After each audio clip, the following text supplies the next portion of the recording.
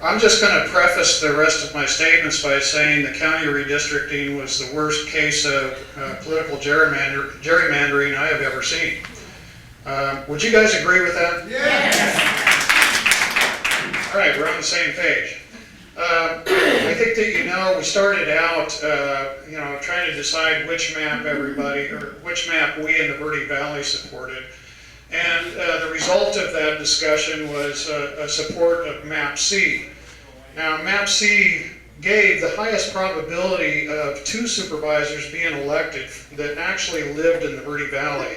That map provided 74% of the voters being located in District 5 and 80% being located in District 3. So that gave us a pretty good shot at getting somebody elected from this side of the mountain.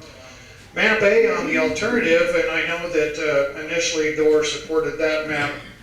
The problem with it is it gave us a lower probability of having 2 supervisors over here.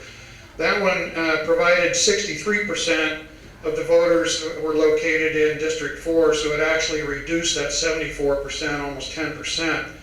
And then 100%, or almost 100%, were located in District 5 in Map A.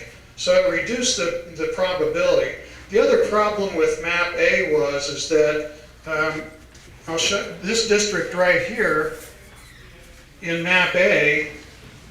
Can you guys see that? That's pretty low. Can somebody hold this up? Yeah. Steve? Where are you? Yeah, I'll come. Put it on the chair. All right. Let me bring it up a little bit in front of me. Oh, there you go. The people disappeared. I think you still need it higher, Steve. So as you can see, there's a small concentrated district right here, which include 4 of the 5 incorporated municipalities, which would probably, absolutely be the district in which Chip Davis would run. And he would almost have 100% probability of winning that district. This district separates Camp Verde from the other municipalities, but the rest of it is really rural. You're talking about Rimrock, Lake Montezuma, and then it goes all the way down into Black Canyon City, over to Cherry, Cordis Junction, that area over there. So it's all rural. Now, I have to tell you, I'm going to share this with you, which really shocked me. And when I'm talking about gerrymandering, this is an example of why I feel so strongly about this the way that I do, is before the final decision was made by the supervisors, I was contacted by Supervisor Thurman, and he contacted the other mayors in the Verde Valley as well for a private discussion. And what he was doing is he said, Rob, I came up with an alternative map A, which I hope that you'll support. And he said, the reason that we came up with this alternative was because there was objections in Cornville to being in the same district that Sedona was, and also Camp Verde doesn't want to be in the same district that Sedona is, so the alternative map A actually resolves that problem.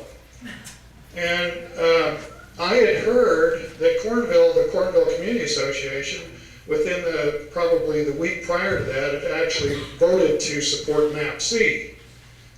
So that was clearly a misrepresentation, to be kind, of Mr. Thurman. After that meeting, I wasn't sure what Camp Verde had done. So I contacted their city manager and I said, Russ, have you guys talked about what district you're supporting over there in Camp Verde? He said, no, it hasn't even come to council.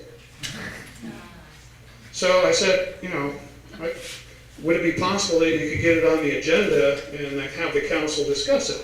Just so you actually take a stand, because every other municipality in the Verde Valley had already voted to support map C. Well, they did put it on the agenda, and the Camp Verde voted to support map C as well. So not only were we unanimous in terms of the municipal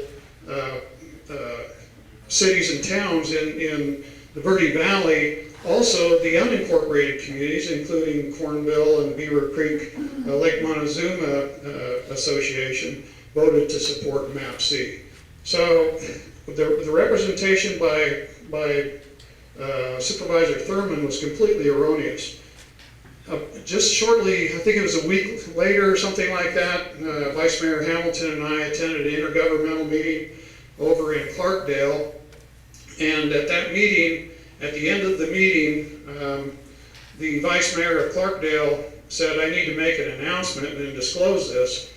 He said, in a private meeting with Supervisor Thurman and myself and Mayor Jones from Cottonwood, Supervisor Thurman disclosed that the reason that they came up with the alternative map A was discourage Mayor Adams from running for supervisor.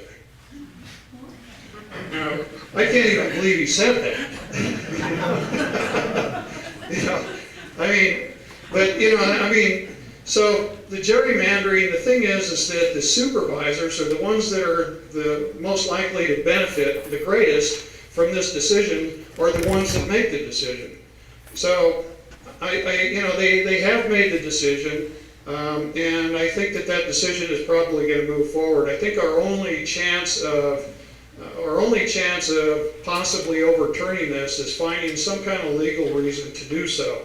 And the criteria by which they make their decisions is really narrowly defined. So I've asked the city attorney in Sedona to look at this and see if there is possibly a legal reason that we may be able to present to the Department of Justice for reconsideration of the districting.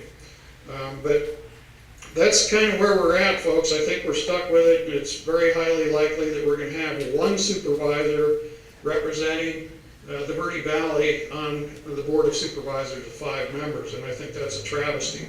We have about a third of the population, and we provide, this is just a guesstimate on my part, over a third of the revenues to the county. There certainly should be fair and equitable representation on the Board of Supervisors.